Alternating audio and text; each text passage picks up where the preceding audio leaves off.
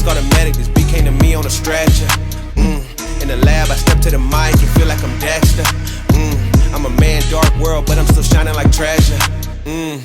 Yeah, I got joy like ha ha ha. Wait, and I can't wear smiles, that's fake. Then I'm between love and strong. Hey, clock says no time for mistakes. Ring the alarm, sirens go off, but I'm calm. My life resides in his palm. Submit to my pops, respect for my mom. Honoring both, so my life will be long. Third time is the charm of the third strike. Had to.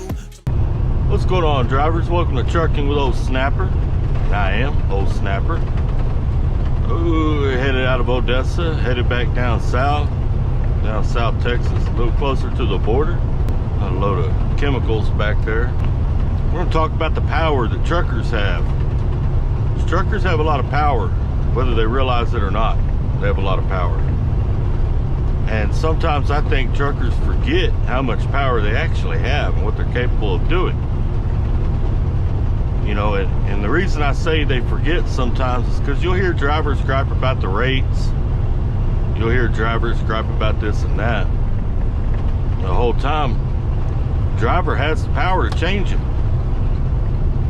But there's a key factor involved in that. And I think that's why drivers don't change it. And that key factor is unity.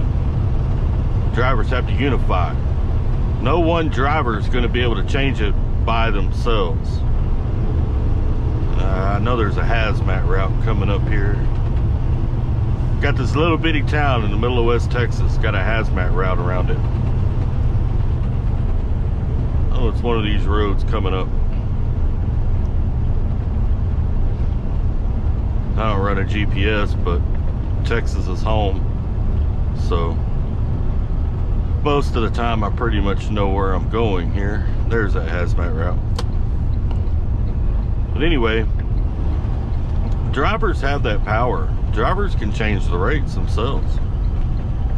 You know, just like these driver facing cameras. If drivers decided they didn't want them and they unified, they could make companies do away with them. If drivers wanted faster trucks and they unified, again, they could get that too. The problem is drivers won't unify. You can't. It's next to impossible to get 5 drivers to agree with each other, you know. And I think that's the biggest problem in the industry, is you can't get drivers to agree. Now let's talk about these rates. Rates suck. They're down for everybody. They're down on general freight. They're down on us out here in the oil field. They're down on everybody. I don't care what you're doing in the trucking world, rates are down. And I know some of you watching this right now might say, well, there ain't nothing I can do about that. Oh, you're right. There's nothing you by yourself can do about that, no. But collectively, you can. And it wouldn't take that much and it wouldn't take that long. Now, what would be the steps? How would it have to happen in order to work? All right, now obviously I'm talking about protesting. You know, drivers could protest and get anything they wanted. You name it. If you wanted it, you could get it. If drivers decided they wanted lot lizards back and they went through this process, they could probably get it. All right? Because drivers have all the power. All the power is in the driver's hands. But this is how you'd have to go about doing that. First, you'd need somebody that organized it.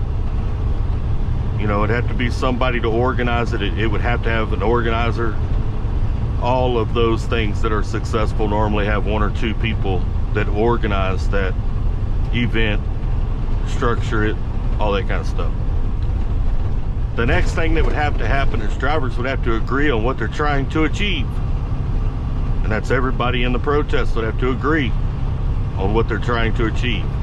If they want higher rates, well, they would have to agree. Okay, we're holding out for $5 a mile on dry van, or we're holding out for $5 a mile on reefer, whatever. Just whatever it is, drivers would have to agree on that, what they're trying to achieve.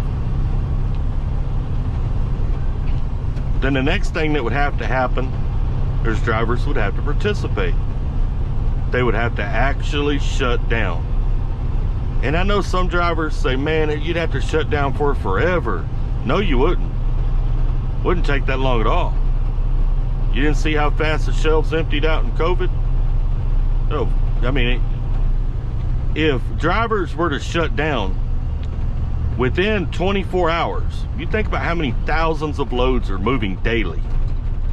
Within 24 hours, it would be noticeable.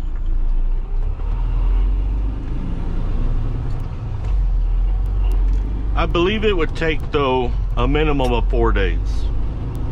5 days at the most. But I think it could be achieved in 4. I think if drivers were to shut down for 4 days and say, no, we ain't moving. These rates got to come up. We're not moving. Just the backlog of loads sitting on docks not getting hauled, that alone would cause the rates to go up. That in itself would cause the rates to go up. There's something else that would be achieved from that. The other thing that would be achieved from that is it would send a message to everybody that, hey, drivers can organize, drivers can shut down, and drivers can make a difference. See, the problem today is drivers threaten it all the time. I mean, it's every couple months drivers are threatening to protest about something. They just did it with New York and nothing happened. Hey, they got another trial against Trump on April the 15th. New York ain't paid attention. It hasn't hurt them because not enough drivers participated in it. Most of the drivers that said they weren't going to take New York loads didn't go to New York to begin with. You know, so it didn't affect anything. Every time drivers say they're going to protest and they don't do it, well, the next time they say they're going to protest, it doesn't hold any weight. Nobody worries about it because drivers have threatened that thousands of times and it's never happened. They don't do it. Hasn't been a successful protest in years in trucking, but there's been a lot of threatening, a whole lot of talking about protesting, but it never happens.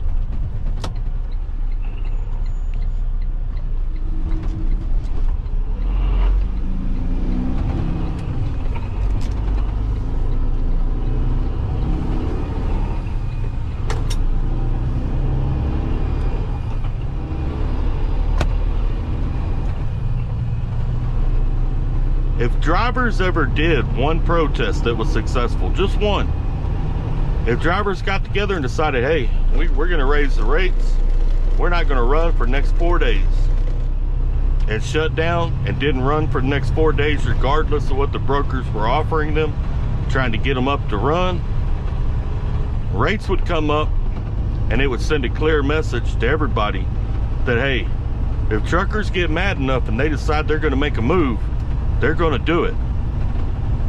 And for a while, truckers could threaten it then, and things would happen because no one would want truckers to shut down.